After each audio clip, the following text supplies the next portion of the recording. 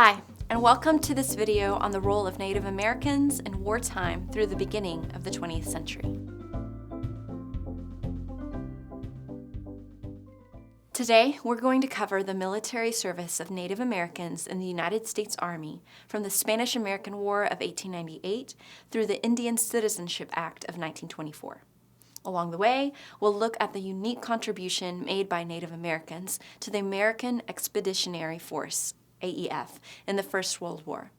We should acknowledge that the Indian Wars, consisting of approximately 40 armed conflicts over the course of 300 years, were fought right up until 1924. However, the focus of this video will be on how Native Americans fought for the U.S. Army rather than against it. By the late 19th century, after forcibly removing scores of tribes to accommodate Western expansion, the U.S. government sought to assimilate Native Americans.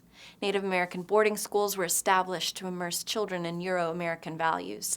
Students were forced to take Christian names, dress like Europeans, and were forbidden to use their own languages under threat of corporal punishment. The brutality and chauvinism of the system is best expressed by the words of Richard Henry Pratt, the founder of a school in Carlisle, Pennsylvania. "Kill the Indian in him and save the man." Despite these attempts to suppress native languages and culture, as well as a succession of broken treaties and other atrocities too numerous to catalog in one video, many Native Americans served with distinction in the Spanish-American War and World War I. The Native Americans have been used as scouts for as long as Europeans have been in the Americas. In 1866, Congress authorized the creation of the U.S. Army Indian Scouts, a unit of up to 1,000 Native American cavalrymen for combat and reconnaissance missions in the West against hostile tribes. The Scouts also accompanied John J. Pershing's forces in the unsuccessful pursuit of Mexican revolutionary Pancho Villa from 1916 to 1917. Native Americans also served American military interests overseas.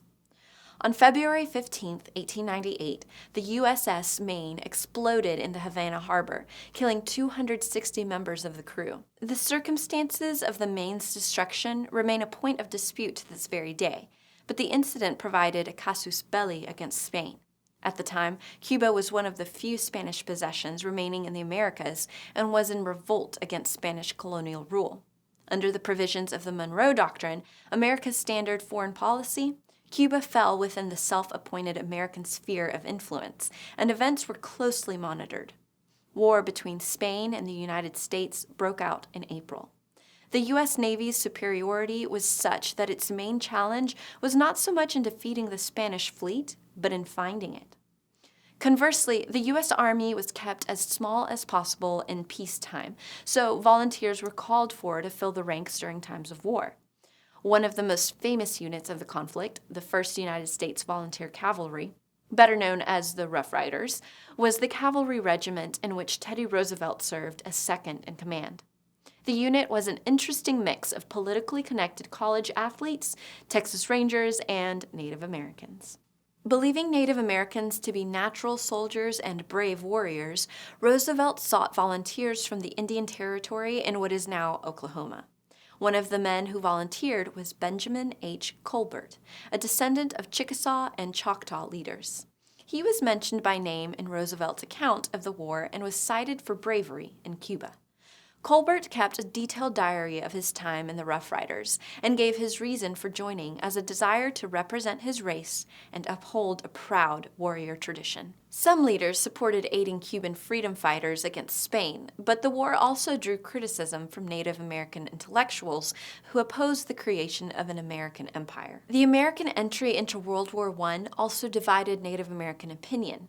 The imposed drafting of men not considered citizens was an understandable source of resentment. However, there were some who willingly enlisted to fight.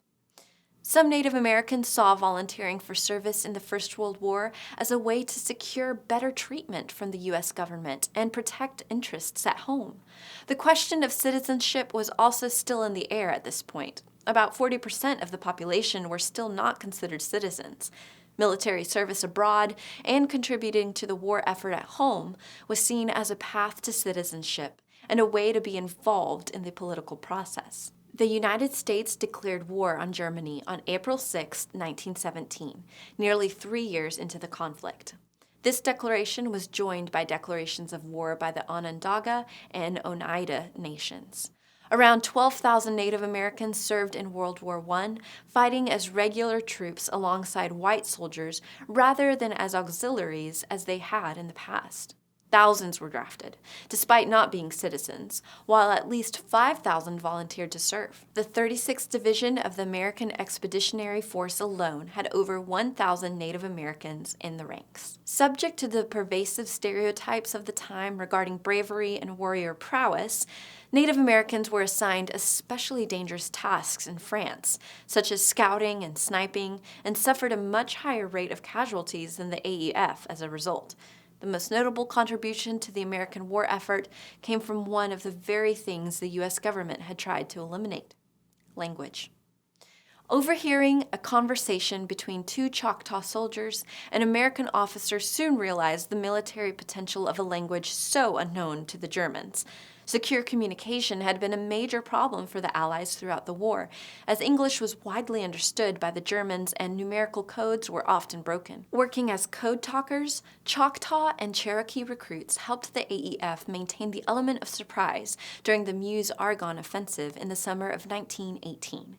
The Germans were never able to make much sense of the codes they intercepted near the end of the war. You might be familiar with the 2002 film, Windtalkers, which tells the story of Navajo soldiers acting as radio operators in the Pacific theater of World War II. The movie is based on the real actions of Native American radio operators during the war. Recruits from several tribes, not just the Navajo, made use of their languages to send secure transmissions on the battlefield. The Japanese were completely unable to decipher the transmissions they intercepted. Not so well known is the fact that the origins for this branch of military intelligence came from World War I. Following the November armistice, Native American veterans were granted citizenship in 1919 in recognition of their service during the Great War. This was followed in 1924 with the Indian Citizenship Act, which granted citizenship to the remainder of the population. This bill did not have universal support among Native Americans. Some, for example, were wary of losing tribal sovereignty.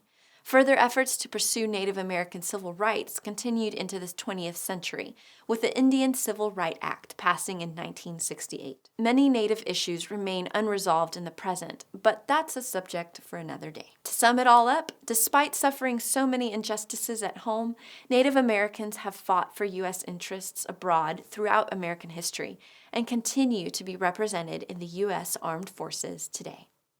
Before we go, here are a couple of review questions. Number 1, what role was typically assigned to Native American soldiers in the U.S. Army? A, scouts. B, manual laborers. C, field gunners. Or D, cooks. The answer is A, scouts. Due to the stereotypes of the time, they were often sent to do the more dangerous tasks of scouting and sniping.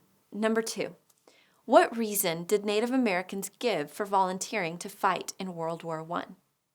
A, warrior tradition. B, citizenship. C, to secure rights at home. Or D, all of these. The answer is D, all of these. Thanks for watching and happy studying.